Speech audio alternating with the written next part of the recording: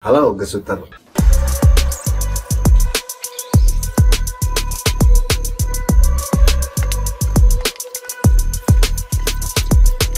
Pada kesempatan kali ini saya membawa beberapa jenis sablonan ya.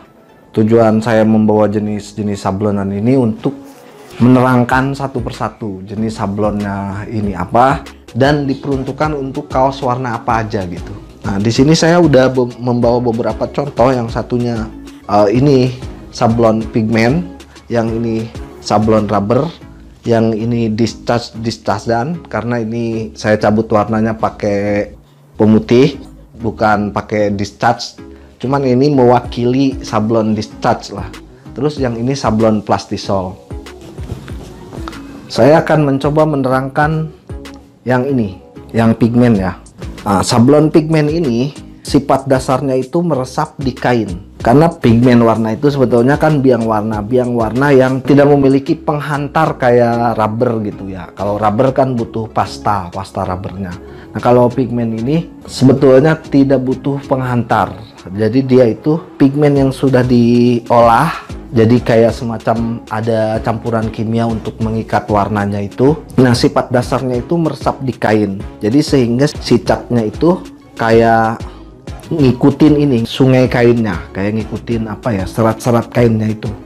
Jadi ketika kita pegang seperti ini, rasanya itu soft. Walaupun kita memegang gambarnya ini kayak kita memegang kaosnya aja gitu. Jadi tidak terasa seperti memegang sablonnya gitu ya. Ketika teman-teman menggunakan pigmen, cat pigmen ini biasanya digunakan di sablon DTG gitu. Sablon-sablon DTG biasanya menggunakan pigmen, dan cocoknya pigmen ini di warna-warna kaos yang terang. Jadi kalau warna-warna gelap seperti hitam, biru dongker, biasanya gambarnya itu nggak keluar sih, cuman burem gitu ya, nggak begitu kelihatan. Untuk sablon pigmen ini biasanya kalau untuk di warna gelap mereka menggunakan underbase, cuman jadi kehilangan tujuan.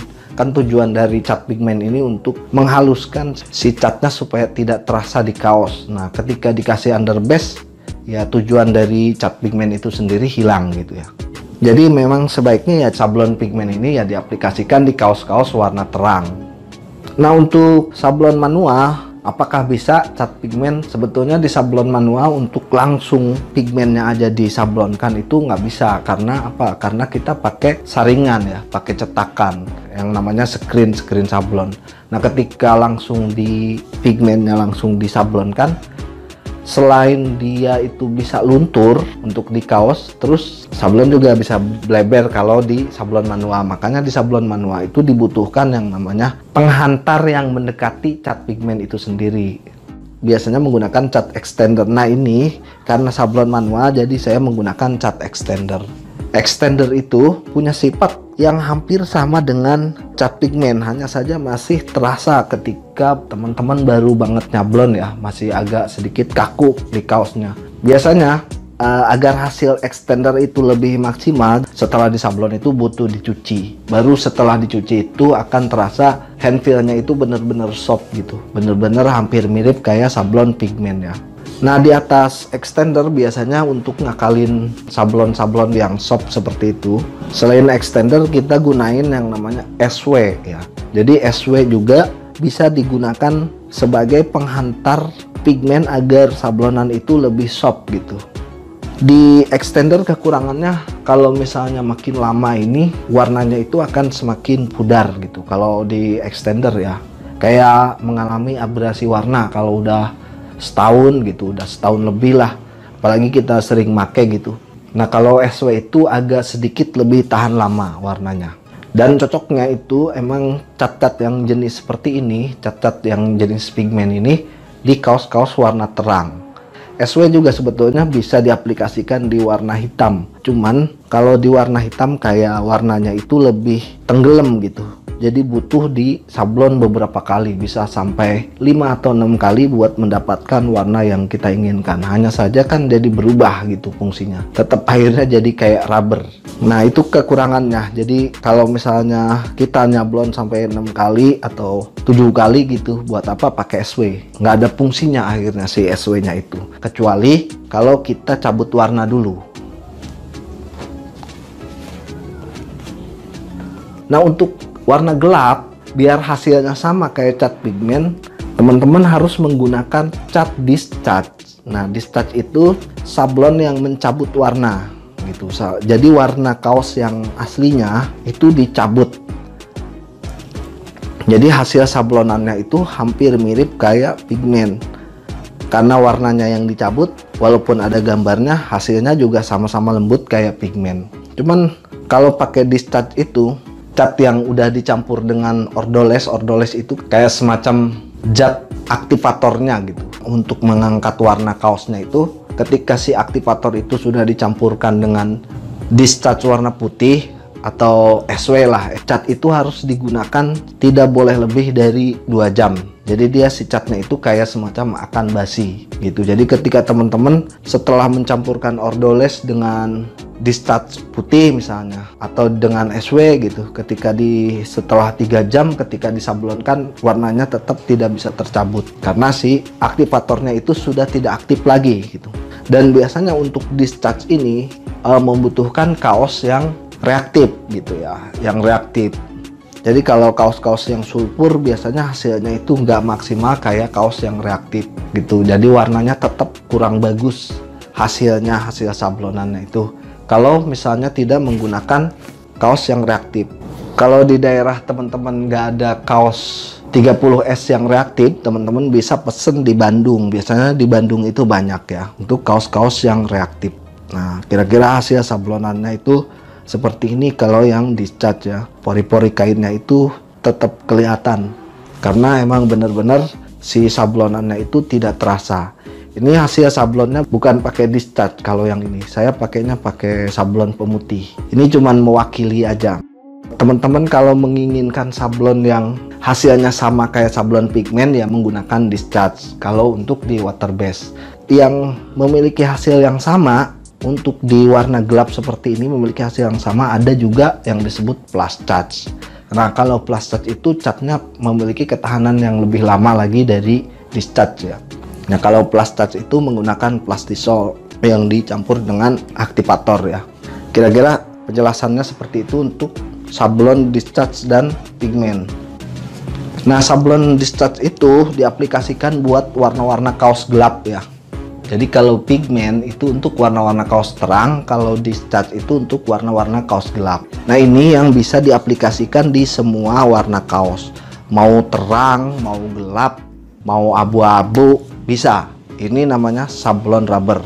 Dan dia bisa diaplikasikan di semua jenis kaos. Dan penampilan si sablon rubber ini bisa glossy, bisa dope, tergantung finishing dan jenis catnya. Ada jenis cat yang dope, ada jenis cat yang glossy. Biasanya kalau yang dope itu kayak matsui. Matsui itu biasanya berjenis cat yang dope dan bisa diakalin dengan cara finishingnya. Kalau untuk dope, cat rubber ini hampir mirip dengan cat plastisol. Ini saya bawa cat plastisol yang waktu dulu saya sablon dengan Unimed. Ini sablonan udah lumayan lama sih, belum begitu ada perubahan di sablonannya. Jadi ini hasil sablonannya benar-benar kuat. Sablon rubber dengan plastisol itu hampir mirip ya, secara penampakan, secara hand feel dia hampir mirip. Cuman kalau si rubber ini ketika belum dipres, rubber dan plastisol nih ketika belum dipres, si rubber itu lebih lembut daripada plastisol. Kalau plastisol belum dipres itu kasar. Jadi kalau plastisol misalnya finishingnya hanya menggunakan curing, dia akan terasa kasar. Beda setelah sablon plastisol dan rubber ini dipres ya. Setelah dipres itu akan beda hasilnya. Jadi si sablon plastisol ini akan lebih terasa halus setelah dipres kalau dibandingkan dengan rubber. Nah, rubber ini dia setelah dipres itu masih ada lengket-lengketnya gitu. Si sablonnya itu masih ada lengket-lengketnya. Ketika ditempelin gini tuh masih ada lengket-lengketnya. Kedengeran nggak? Nih. Jadi kayak ada ketika nempel begini tuh masih ada lengket-lengketnya nih. Kalau si rubber ini, kalau plastisol itu nggak ada gitu ya. Setelah dipres itu, dan dia si plastisol ini lebih halus hand feel-nya ketika setelah dipres gitu ya. Kalau dibandingkan dengan rubber, plastisol juga bisa Dope dan glossy. Kalau untuk dope biasanya menggunakan mica dope, untuk glossy menggunakan mica glossy. Cuman untuk dope bisa diakalin dengan kertas HPS atau kertas roti.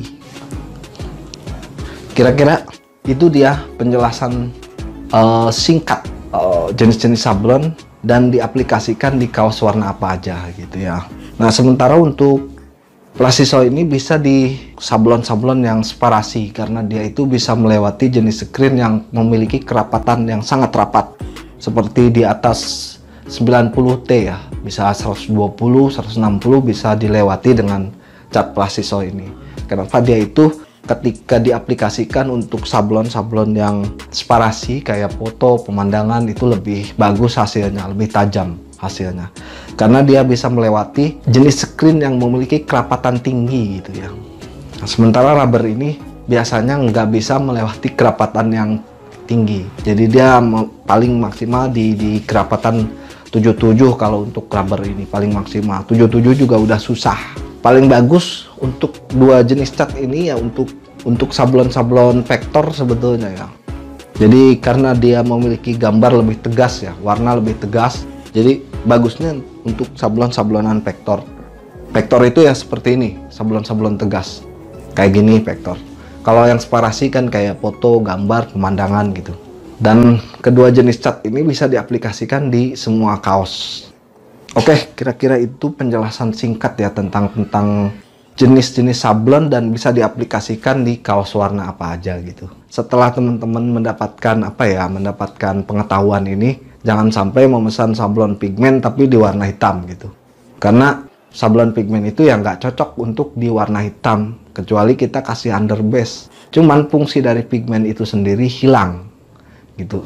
Oke, kira-kira itu penjelasan singkat tentang jenis-jenis sablon dari saya. Terima kasih sudah menyimak videonya. Sampai jumpa di video-video saya selanjutnya.